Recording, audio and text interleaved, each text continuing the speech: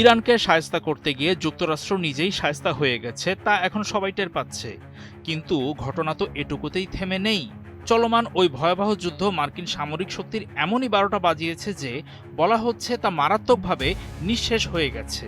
পৃথিবীর আরও যেসব জায়গায় মার্কিন মদদে যুদ্ধ চলছে সেসব স্থানেও যুক্তরাষ্ট্রের দোসর দেশগুলো চিন্তায় পড়ে গেছে যে সামনে তাদের কি হবে।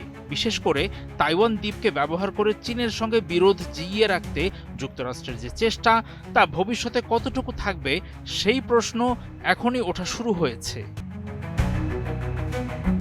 নিউ ইয়র্ক টাইমসের তথ্য মতে মার্কিন প্রতিরক্ষা দপ্তর এবং কংগ্রেস কর্মকর্তাদের অভ্যন্তরীণ হিসাব অনুযায়ী ইরানের সঙ্গে যুদ্ধ শুরুর পর থেকে যুক্তরাষ্ট্র তার মজুদ থাকা দূরপাল্লার স্টিলথ ক্রুজ ক্ষেপণাস্ত্রের প্রায় অর্ধেকই ব্যবহার করে ফেলেছে।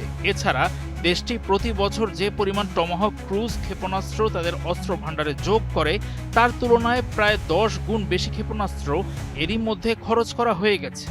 এই পরিস্থিতি চীনা প্রেসিডেন্ট শি জিনপিং এর সঙ্গে আসন্ন গুরুত্বপূর্ণ সম্মেলনে প্রেসিডেন্ট ট্রাম্পের দর কষাকষির ক্ষমতাকে দুর্বল করে দেওয়ার ঝুঁকি তৈরি করেছে। সংবাদ প্রতিবেদনে উদ্ধৃত কিছু চীনা সামরিক ও ভূরাজনৈতিক বিশ্লেষক বলেছেন, ইরানে হামলা চালাতে গিয়ে মার্কিন রণকৌশলের একটি বড় ধরনের ত্রুটি ফাঁস হয়ে গেছে। বিশ্লেষকরা বলছেন, ওই যুদ্ধ শুধুমাত্র যুক্তরাষ্ট্রের গোলাবারুদের মজুতি শেষ করেনি, বরং দেশটির সার্বভৌমত্বের ভাবমূর্তিও চূর্ণ বিচূর্ণ করে দিয়েছে।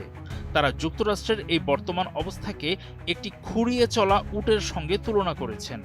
দেশটির বৈশ্বিক সামরিক আধিপত্যের দুর্বলতাগুলো প্রকাশ হয়ে গেছে।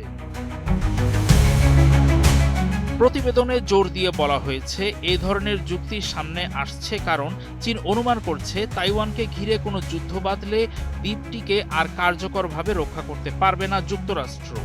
একই সঙ্গে এটি উল্লেখ করা হয়েছে, ইরানের সঙ্গে এই অচলাবস্থা আগামী সপ্তাহে শি জিনপিং এর সঙ্গে বৈঠকের আগে ট্রাম্পের অবস্থানকে দুর্বল করে দিয়েছে।